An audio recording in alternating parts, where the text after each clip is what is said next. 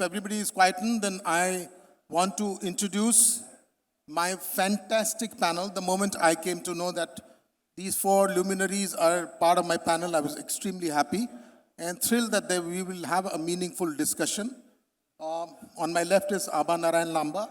I don't think any of them needs any introduction, but Abha, I'm going to call her an activist because I think she is the reason why most of the buildings in this country are being preserved in their true essence that they were supposed to be. Siddharth, of course, I've known him for long. He's been a crusader for sustainable architecture or meaningful architecture, let's call that. Sanjay needs no introduction in this region. He's the director of Ludhiana Smart City. In this entire debate about trying to see what is good, what is bad, I think smart city is a solution where we're trying to do everything which is smart, smart water, smart electricity, smart roads and stuff like that. Simran is the flag bearer of everything which is opulent, which is flamboyant, and she's being called the flamboyant architect of the country. So this is the panel. And I will start with, and I think the topic is what is the topic?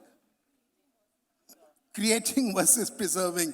Now, you know, we're all architects here. If we wouldn't create, we'll all be out of this room.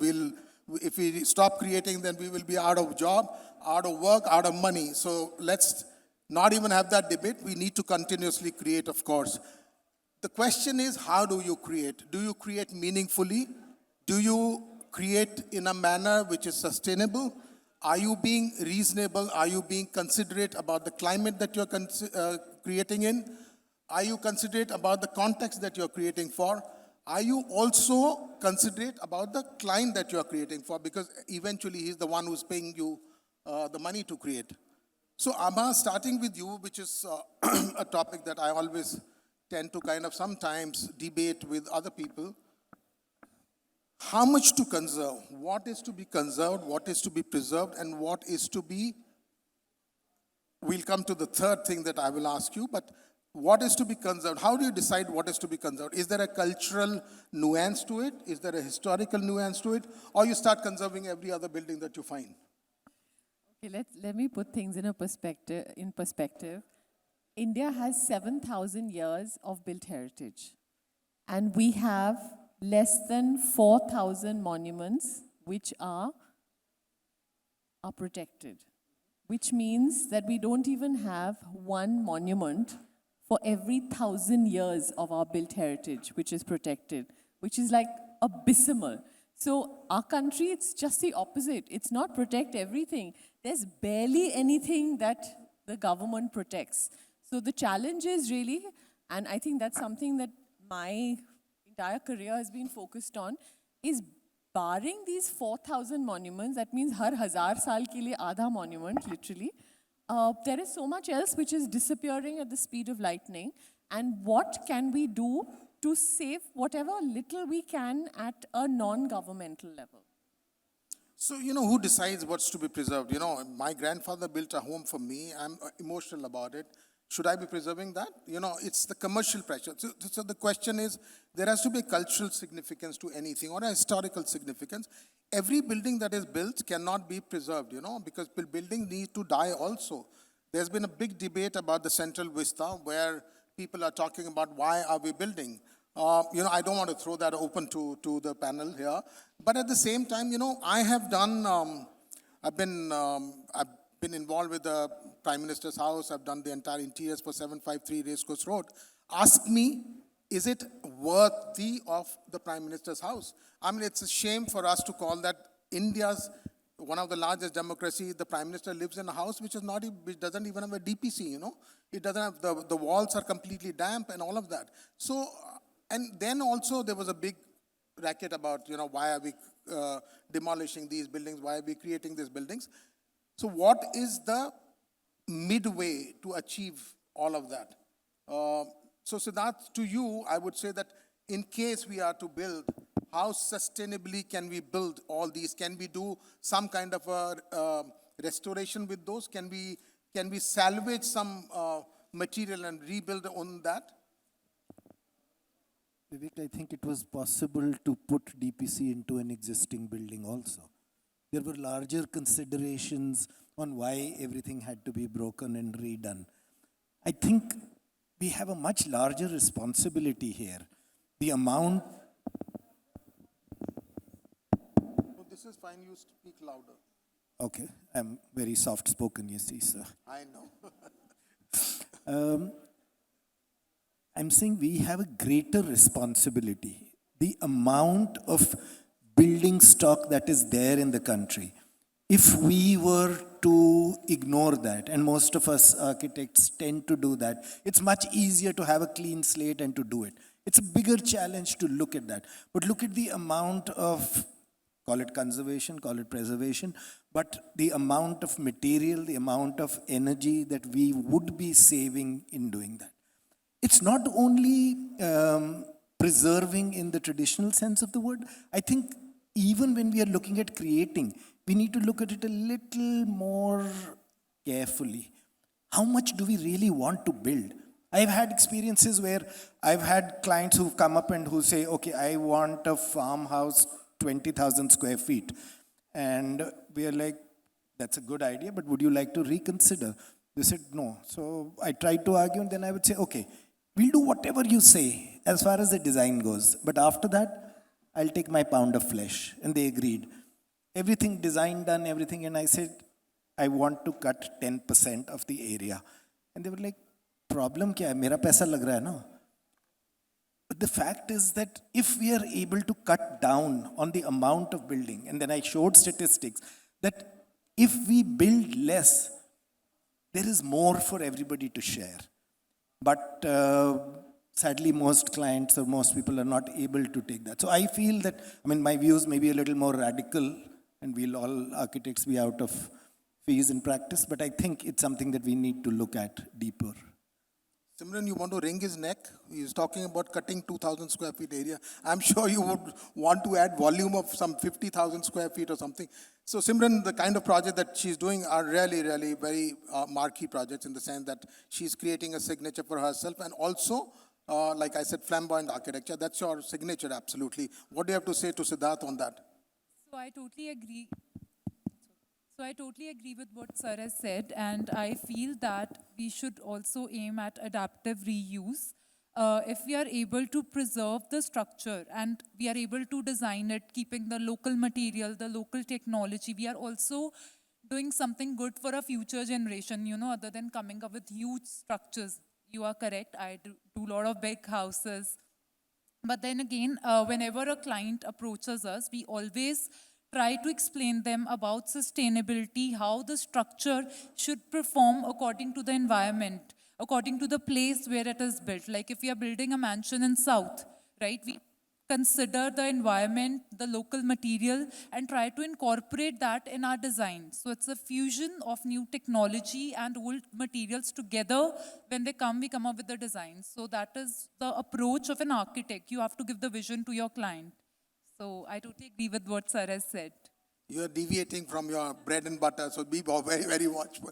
Sanjay, you know, both of them have made a very valid point, and I think that's the reason that perhaps, you know, for resource optimization, for, you know, being very, very considerate about the entire environment, entire ecology, Smart Cities was a mission that was started, and you being director with Ludhiana Smart City, if I'm not wrong, and also advising other smart cities. What I think everybody, there's a misnomer about smart city. Is it smart in the sense, in smart mobility? Is it about whatever? Would you want to just very quickly just tell everybody here that what exactly is a smart city? So Smart City is a long-term mission. I used to say when it started in 2016, it caught up the speed. I used to say that it will take 20 years for any city out of 100 to take a shape. It's a slow movement, and definitely people contribution is most important. The role of smart citizens is many times more important than the role of the government. If we have a smart education, which is missing in majority of the areas in India, especially about the government schools, I can talk about. For smart health infrastructure we have seen. These two are the major contributor for the smart citizens. It is the citizens only who can create smart cities. And in cities, there is a lot of, role of creating cities or preserving cities. As ma'am told us that there are just 4,000 monuments. India is having a history of so many thousands of years. So we are losing our old buildings at a very fast pace. So it is not easy to do the additional alterations in our cities. It is a very time-consuming scenario. It is comparatively easy to create new cities. Like we are sitting in Chandigarh, which is a young city, new city. It is an exemplary city. From here, it is a case study from where we can learn and we can implement many areas in the remaining 99 upcoming smart cities. Very valid point. I think, that's the reason that, but in the smart city, whatever you are creating as optimizing again resources, like I said, it's not about just how do you retrofit a city, because, these are not new cities that are being done. How do you retrofit a city to become a smart city? Can you rearrange, like in a shopping mall, they rearrange the uses that, okay, women's garment are going to be here, shoes are going to be here, food court is going to be here.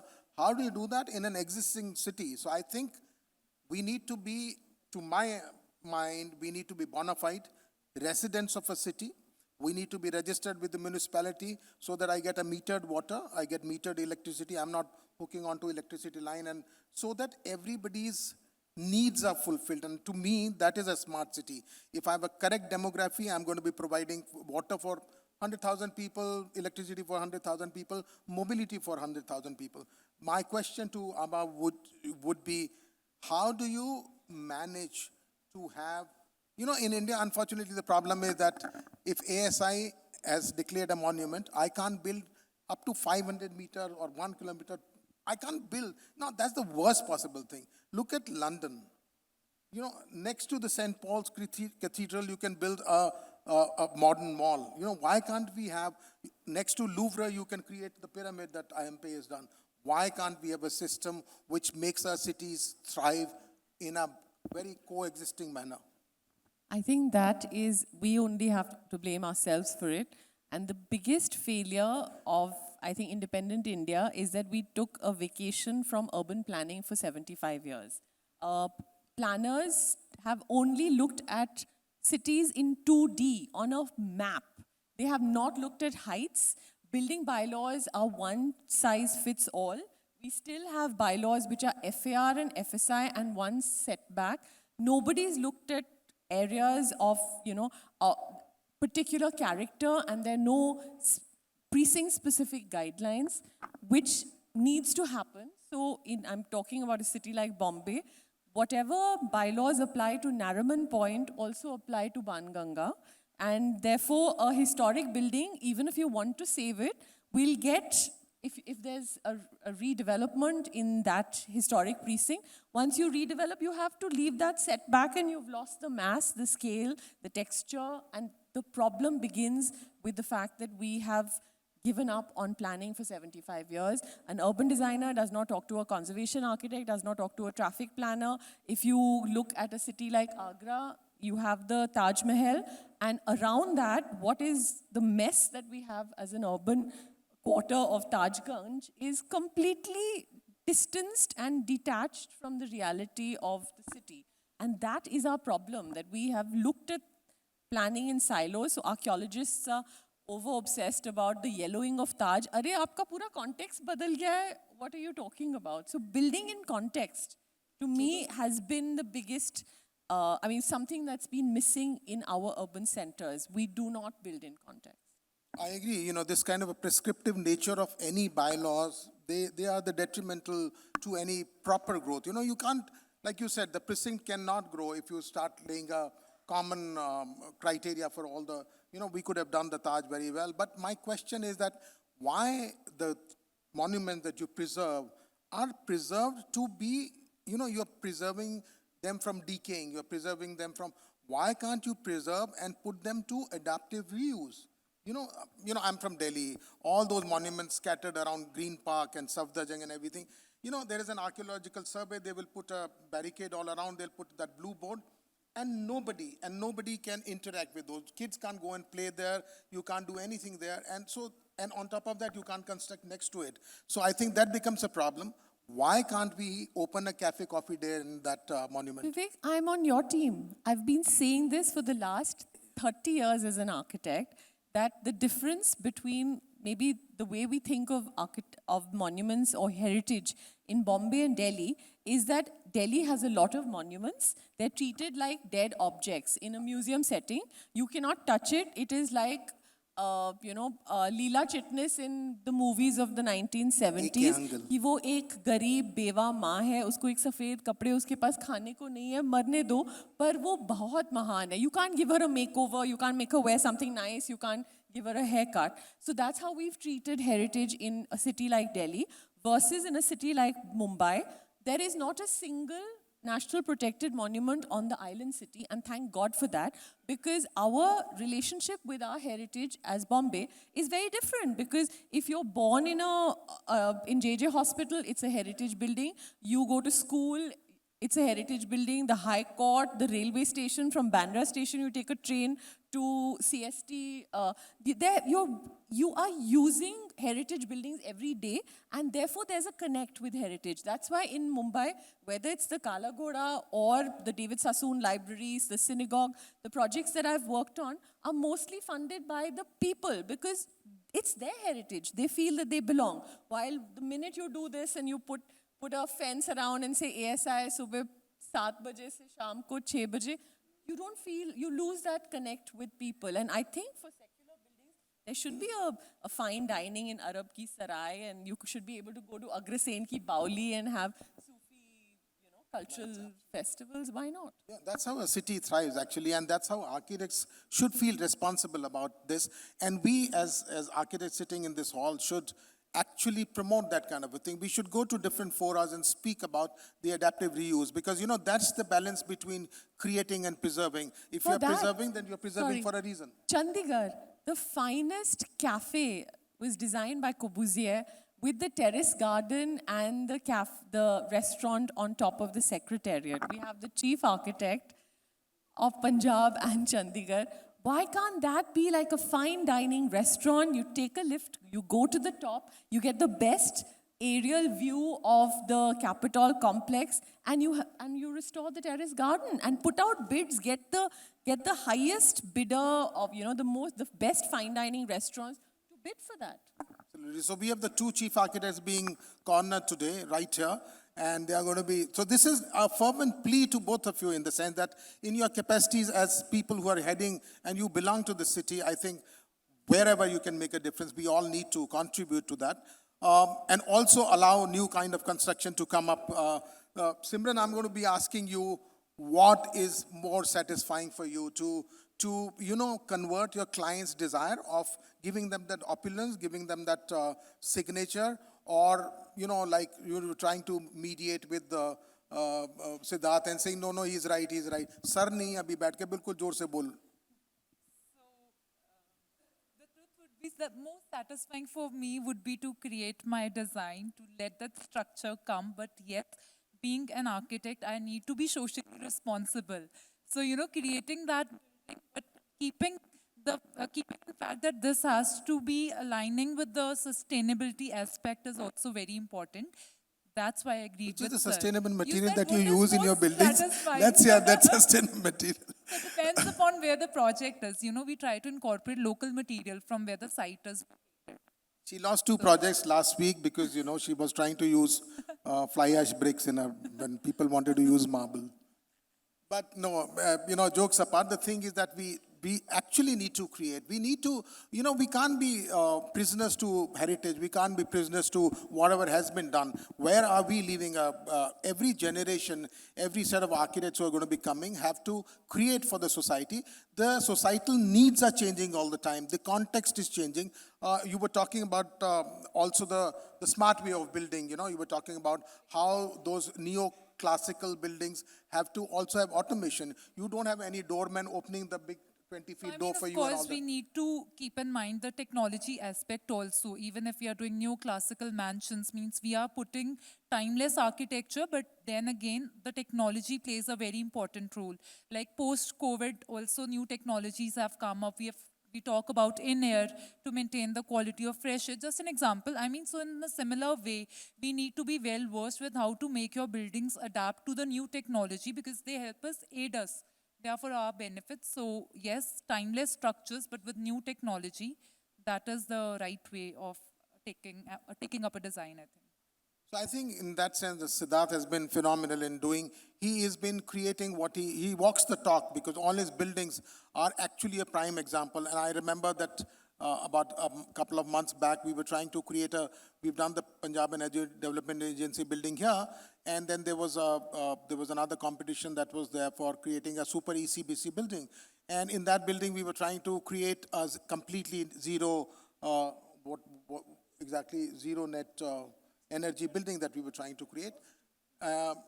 In fact, net positive building. I don't know how that happens. Always going to be consuming any which ways unless you're feeding back to the grid, and that's only the electricity that you can feed back. You can't put back in the earth whatever you're creating. So, any thoughts on that, Siddharth?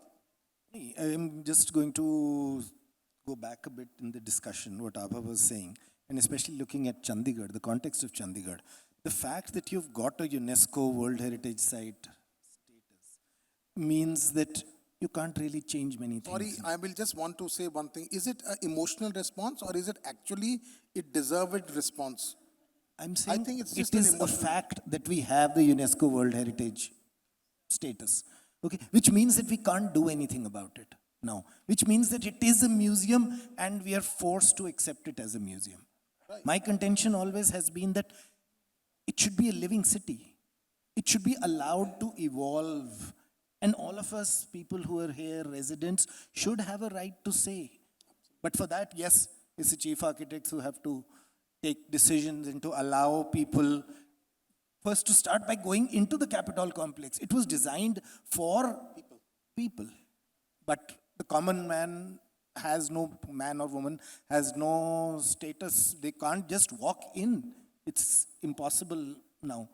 Of course, there are considerations in terms of security and everything else. But anyway, I'll leave that behind. Coming back to Simran's point, coming back that we have a greater responsibility. I don't know how many of us realize that the amount of energy that's consumed in making a building is often many times more than what it takes to run a building during its lifetime. There isn't so much energy, there isn't so much material around. If all of us are deciding that 22 degrees or 24 degrees Celsius is what comfort is what most air conditioning companies would want us to believe. We don't have the resources on this planet for everybody to live that kind of lifestyle. And we as architects need to take greater responsibility. We need to make sure that we are providing solutions. So much of it is about lifestyle. So much of it is, just imagine, if we accept that that is the level of comfort and everybody has to live by that. Not possible. Is it possible as designers to design buildings where you're making sure that people are comfortable using lesser energy? It doesn't have to be that air conditioner is the solution. I grew up in Chandigarh in the 60s and 70s without even a cooler in my house. And I was comfortable and life was going on. But today, I can't imagine any of us living without an air conditioner. Well, I'm trying. I don't use an air conditioner or a heater in my house. And I'm saying, like Shah Rukh Khan would say, mushkil hai par namumkin nahi hai. And we need to look at all these things in order to have a greater responsibility. So yeah, creating So versus... my thing is that why do architects want to play God, Because it's not our job to tell somebody this is the way you should live. You don't drive a car, you should ride a cycle or all of that. What I want to seek out of an architect is to build responsibly. If the client is for whom you are creating, if the client, like in Simran's case, wants something, you better give that to him. And it's his job Him or or its her, responsibility. I agree. Wait a second, I'll just finish because I'm sure if he's spending the top dollar on his house, he's also paying top tax. If His or it is her. mismanaged at another level, it's not his fault. It's like I live in Gurgaon, and trust me, I think the kind of amount of money that the Gurgaon municipality gets, but look at what they are doing. So if they expect, my job is to keep kuda in my house, outside my house. It's not my responsibility to pick up that kuda and go and throw it there also. So, and that's why coming to Sanjay again quickly is because we need to, this is what the smart city is doing. This is what we need to do. And that's the whole purpose of smart city. So you want to elaborate so that we can, I think that I find between all of us who are sitting here, if we can create smart cities, there'll be a solution, there'll be an answer. We are talking about, Siddharth, your point of sustainable. We are last mile connectivity, we are I'm not limiting myself to that. I'm saying we have a greater responsibility to sensitize the clients also. Who's going to take that responsibility? If every client begins to expect that much larger, it's not possible. for no? that we have ABBA, no? Huh? ABBA is there, no? No, carry on, carry on. I was just, trying to make it lighter, yeah. Sir, I agree with you. You talked about retrofitting. I'm coming to the first earlier point that the Smart City mission has started from retrofitting itself. There are two types of projects. Pan City, we have major problems, Pan City level, and ABD areas, area-based development. Under area-based development, few areas were taken from every city, whether it's a Chandigarh or Delhi and Gurgaon. And area-based development is going, and there is a retrofitting into the action. And we were talking about the old buildings, about the Chandigarh terraces and many more things. I even got to visit, chance to go to Falaknuma in Hyderabad, maintained by Taj. It's an excellent example of recreating and preserving a building. So these kind of things must be done. And talking about the cities, you were talking about the Gurgaon and many more cities where the local government is unable to put up its right actions at the right time. Again, that role of individual is very important, starting from garbage at home, how you are managing your waste, and no doubt, from the outside, once it is outside your home, it is the duty of the local government and the corporation to take it to the last generation. So legacy waste and water supply, sewerage, electricity, all these things are countable in the smart city mission. Chandigarh has done it nicely, but in majority of the cities, we have seen that services are not managed properly. If these are managed properly, our cities will be more livable and more attractive in the coming times. Even I used to say that we have to focus at the village level. If we have smart villages and smart towns, that migration of the people to the metro cities will be on the lower side, and obviously the cities will be livable and smart in the coming times. I think, yeah, that's a middle path. But at the same time, a city like Chandigarh, now that you're sitting here, you can't change anything, but at the same time, you can't stop the traffic from what the flow of the traffic is. Roundabouts are going. Are you going to tomorrow start building flyovers, Kapil? Is that what is the plan, to ever build flyovers on Madhya Marg or something like that? Do you ever envisage that? Is it allowed? I'm just asking, this is now, we've done enough of talking amongst ourselves. I think it's a very, very great moment that we can talk to the audience. All of you are architects, and you're living in the city, not just keeping it to Chandigarh, but any of your thoughts on what we are talking about, creating versus preserving?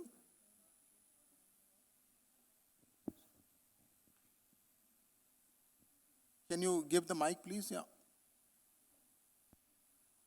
Yeah, I don't think so there are any issues of that nature at the present moment. Of course, the so-called development mode is coming on, and one of the flyovers has been cleared on the edge of the city towards the organic growth which has happened around the peri-urban areas by Punjab, mainly Zirakpur, Derabasi, areas around that.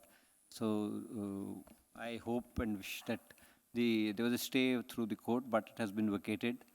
There's a solution to it. Of course, if we build that infrastructure, the add-on cost for the other transport solutions will be a little more inefficient, or it will be less sustainable, as everybody's saying that. But I hope it becomes a little more holistic than what we are trying to build in piecemeal. I think it's only a matter of time. Every roundabout will get lights, and every lights will get a flyover. No, the solution is, he asked about the flyovers. So there's another solution to that. If you look at the original plan, you can do it better by the underpasses. I'm sure, there's a simpler solution is last mile connectivity. Perhaps a underground metro could be a solution, because We're working on it. We're working on that, but I don't know how long it will take, because mainly Chandigarh doesn't need a metro. It's not sustainable population-wise. It is mainly the peri-urban areas, Punjab and Haryana, which need to co-opt. And that's the issue which is taking time. Punjab probably doesn't have the finances to handle that at the present moment. Other point that Siddharth made about the capital complex not being approached by, people can't go. So I was happiest when I came to know that in the restructuring that's happening, the north and south block are going to be converted into museum. Because to me, the finest vista in this world is the Raisina Hill. You know, it's majestic completely when you go up from the Rajpath, you go up, and at least you couldn't go there. It's not that, you know, there were physical barricades, but there was a mental barricade because there's so much of security. You could be questioned, you could be asked for your ID and everything. Now, at least with the north and south block being converted into museum, one can go there. So it becomes a little more porous. So do you think at any point in time, you know, the other day I tried to go there, you know, I was here for some work and I wanted to take my office bachas to show them off. And you know, you have to understand the emotion that in trying to show them off, I was so hurt that I couldn't even enter that area. Yeah. So Yeah, I you're think, is there a traffic management or something that can happen where those places become a little more porous for people to go? I think Abha would be better to understand that because she did that site management plan for the World Heritage Site. And there was a proposal to make a comprehensive security plan so that the porosity also improves in a better way as within the security presence and what. And there was a plan which is still under consideration of the security agencies. And sir, when the we are court- talking about Capitol complex, we should talk about how people are fighting for it. The Chandigarh Urban Festival, I would like to point out. अब जनमार्ग जो है People's Avenue and the People's Plaza in the Capitol complex, the pedestrian plaza which is supposed to connect all the monuments of democracy, so such an important place. So the meaning is not known. तो अगर उसको बोलते हैं कि सिर्फ इसको preserve करो तो उसका कोई मीनिंग या कनेक्ट नहीं है. So that is why at Chandigarh urban festival हम लोग का मकसद ही यही है कि उसको एनलिवन करना है. We are fighting for ceremonial infrastructure on the Janmarg this thing, और हमको वहीं पे जाकर फेस्टिवल करना होता है which is a collaborative festival put together by the city for itself. So we are fighting for it. Every year we have to take up that file. कभी वो postpone कर करके कि unless we get it in time. So we are fighting for it. We are all of us together and we are generating funds. So it's like something like Kala Ghoda we envisage. I've been a founder member of Kala Ghoda and we were 6 people who कई started that meetings in में just 98. one more minute. कई meetings में क्या हुआ कि ये जनमार्ग है and we have to fight for it. A DSP will stand up and say सड़क पे क्यों function करना है, कहीं पार्क में जाके करो. हमने कहा नहीं, ये people's street है, ये जनमार्ग है, जज मार्ग नहीं है. So everybody is always saying judges का क्या होगा. अब 100 meter wide road है, judges की एक गाड़ी के लिए it is this thing. Most important thing to use that straight road is कि उसकी पार्किंग जो है हाई कोर्ट की पार्किंग लोगों के लिए ये बनाया था. अब जजेस की वजह से that 100 metre road is only for the जजेस एंड द पीपल जो 50,000 लोग आते हैं they go from the sides like कीड़ा मकोड़ास. I You know, think that Shilpa, is the main reason. that's why we need to It has to divide be swapped. the People have to architectural go from fraternity here. into 3 parts. I say that is one is thought leaders who are proactively thinking about a city. The others are solution providers who proactively think about providing a solution to whatever. And the third are the problem solvers. I think this is the way a city or any problem in architecture or construction So we can are be pushing resolved. back. If there are thought So, leaders like her So who allow started me with to 6 people. throw an idea to the audience, which is full of architects, that in Kala Ghoda, when we started 26 years ago, we had no money. We were a bunch of 6 citizens. All we went to do is we went to the government and said, public place means जो public की जगह है. So we don't want the buildings. Give us the roads, the footpaths, and the parking lot, which was a triangular parking lot at the center. And 2 weekends in February, with 1 week in between, just pedestrianize this. So if we were to pick, let's say, a beautiful month of February or January in Chandigarh, and say, or you pick, there is a Diwali break where the High Court is closed for 5 days. Exactly. So You from take February, one we shifted to Saturday, October Sunday because before. before Diwali, yeah. So session if नहीं you होता. take one Saturday, Sunday before and after and sandwich that Diwali break, and you get 9 days where you say the High Court is closed, they don't need the parking, the plaza is open and the offices are closed, and during this, we as the city reclaim our city. Push it, because at the end of the day, if there is enough of a voice, Exactly. Now वहाँ they पे parking will कहाँ have to लगाएं? listen. That is the issue which we are fighting for, क्योंकि there is no parking for people. And So they there just is throw thing us. called हमने Rahagiri festival that किया, happens. Can you believe it? CUF 22 festival किया, सब permissions मिल गए last में fight करके. It was postponed 4 times and everything is decked up. People are reaching and the traffic का police का job क्या था? No parking लेकर खड़े हुए थे and they were sending everybody away from the festival. This is what happened. Have a pedestrian festival. So this is in people Gurgaon, have there to is a read. thing called Rahagiri, which started, every weekend. There used to be for early morning, 6 to 10 o'clock. The roads were meant only for people either on bikes or they could do yoga on the road and everything. It was a phenomenal example. Like I was talking about the thought leaders and what she spoke about. Gurgaon again has a body called I Am Gurgaon. And they, Latika and the set of people, there are, Swanzal is another architect from there, Gurgaon.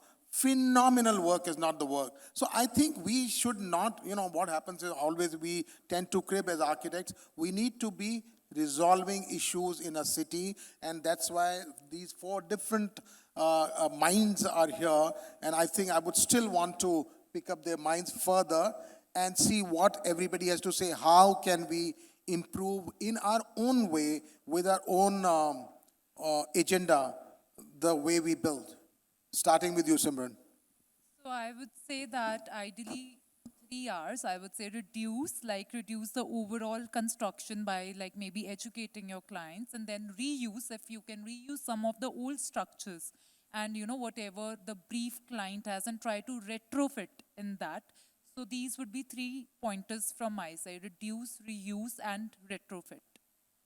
Lovely. That is reuse, rebuild, Reduce, reduce, reuse, and retrofit. Fantastic. I think anybody from the press has got 3 words to use today. Sanjay? My intake is that let us focus more on preserving the things rather than creating the things, because we have limited resources and we have to save our heritage. That will be the only thing saved for the future generation. So kindly focus on preserving the things. That is a part of our daily life as architect, as well as in the smart city mission also. Thank you. Siddharth? जोर से बोल अपनी, बिल्कुल खींच के बोल, जोर से. If there's one thing I would say one should try and reduce one's reliance on technology. All those 9 people at the back with these lovely stalls are going to hate me for this. But I think that as architects, all the errors, mistakes, design flaws, design inadequacies we have, it's very easy for technology to cover up. But just imagine if we did not have that technology. Is it possible for us to stretch the boundaries of what we know, to increase what we can do in a building, to reduce our reliance on technology? If we didn't have ACs, would we be able to design better? If we didn't have all the filtration systems, would we be able to design better plumbing systems? I'm sure there are ways. But even in the smart city, it's overall reliance on technology. You've forgotten what it is to design a passive building because there is technology to take care of problems that you're creating. Why would we shun technology, I'm not That's- saying that's shun. in I'm the saying sense that- reduce reliance. What is innovation? Innovation is a need that gets fulfilled, Not isn't it? necessarily through why do we technology, innovate? Vivek. So I'm saying there are multiple factors that make you innovate. Supposing, during COVID, how did we innovate on hundreds of things? Because necessity is the mother of whatever they say. So generally, it's about portability. Say water, this bottle that I'm carrying. I know that this is disaster, whichever way, but it is born out of, there was no plastic earlier. Why did plastic? You can't carry a brass ka bottle all the time. Things have changed now. So again, coming to the same thing, that it is to mitigate certain forces that come into. Today you have to commute. Earlier you lived in a city, you never needed to commute unless there was one person from a family which will go. Today everybody needs to commute. 5 people in the family, they go and work in different areas, so there is a need for mobility. Now this is bound to produce carbon footprint, whatever. Over to you, Abba. Well, I know that went to school in Chandigarh, and I tasted independence when my father got posted to Chandigarh, because at the age of 10, I had my own cycle and I was the master of my universe and or mistress of my universe. And as a 10-year-old, I felt empowered enough to just travel throughout Chandigarh. So I think Chandigarh is really a fabulously cycle-friendly, pedestrian-friendly city. But I'm going to, instead of my talk time, I want to give my 2 minutes to Swig and ask him that if in a utopian world you were CEO of Chandigarh Smart City and LG and all rolled into one, given the fact that this city has very limited water supply and all the other problems really, what are the 3 things you would do to make Chandigarh more sustainable? Kapil, to note, please. It's a big ask. But I would say perhaps if we can break down the problems into simpler issues. For example, water. We don't have to use the same quality of water for all the uses that we put it for. Very valid. We are using potable water to flush. I would say it's a criminal waste. What we need is something that's colorless, odorless, and I'm sure we can find ways to do it. Same for energy. We are using the same energy for heating, for cooking, for lighting our lamps, for doing everything. It's possible to break it down into simpler tasks. If our buildings were giving adequate daylighting, we wouldn't need to spend so much on energy. Commercial buildings are still using 60% of energy for lighting. What a waste. Anyway, I feel that it is possible. So energy, water, yes. But the other thing I'm saying is lifestyle. It's the single most important thing which we just tend to ignore. Decisions that you and I make about our life, whether it's the clothes we wear, the food that we eat. 1 kilogram of non-vegetarian protein takes far more energy and far more water to produce than vegetarian. The cars that we drive, the water that we, everything. Why do we need potable water? Did we ever imagine? Now the next thing is going to be that we'll probably get clean air also in bottles, and there are people who are marketing that. Fresh air from Bhutan in a bottle that you can open and just breathe. How ridiculous is it going to get? I will give it to Siddharth, the architect, for giving solutions for not utilizing the same water and electricity. But the monk, Siddharth, who wants you to not eat non-veg or eat only this much is completely not acceptable. And that's why I always say that architect is playing God. So let's take 2 things from him and give it up for Siddharth, man. He was really amazing in that. Really, really good. I think those are amazing things. These are very, that's why I'm saying solution providers or thought leaders who can think that, all your irrigation requirement, all your flushing requirement, all your cooling towers and everything don't need to use the water quality that we use. And also I think this is an eye-opener for me also that even the energy that we use to light up, to heat, to everything could be different. So I think very, very valid point. Excellent. Yeah. Moderator. I think it's very interesting. Any of you, I see some great minds here, and I would love to hear. Ashu, you've come into Amrit. I see the big man here, Sangeet. Sapna, please, just carry the conversation forward. Shilpa, thank you for butting in and saying whatever you did, like an activist that you always are. Sangeet, you want to say something? वैसे ही बोल दे तेरे को आवाज वैसे आ जाएगी mike पे बोल please give him a mike Vivek, hi. Excellent moderation, excellent talks. Pat on the back, yeah, absolutely. The question is, we are talking about sensitizing the professionals. We are always talking about architects. The question is, we need to sensitize the citizens. And the people, if they are aware of the buildings, of the city, of the usability, that will create a more generation of ideologies which they accept. We professionals know what is good, what is bad, yeah. But there has to be a mechanism where a normal, I tell you, a rickshaw wala, I was taking some foreigner to Capital Complex, and he's telling us, sir, wo aapne wo dekha hai, wo bade wala building, क्या बेहतरीन building है sir. A rickshaw wala. I mean, he was probably in this city. Everybody is sensitized. There's a feeling of ownership. There's a feeling of possessiveness. You know, the pride, the sense of pride we have at least in Chandigarh. So to sensitize masses is important if you want to create versus preserve. You know, what is to be created, what is to be preserved, and we have discussed all that. So that mechanism is missing in the total area of administration all over India. In the abroad, it's not the same.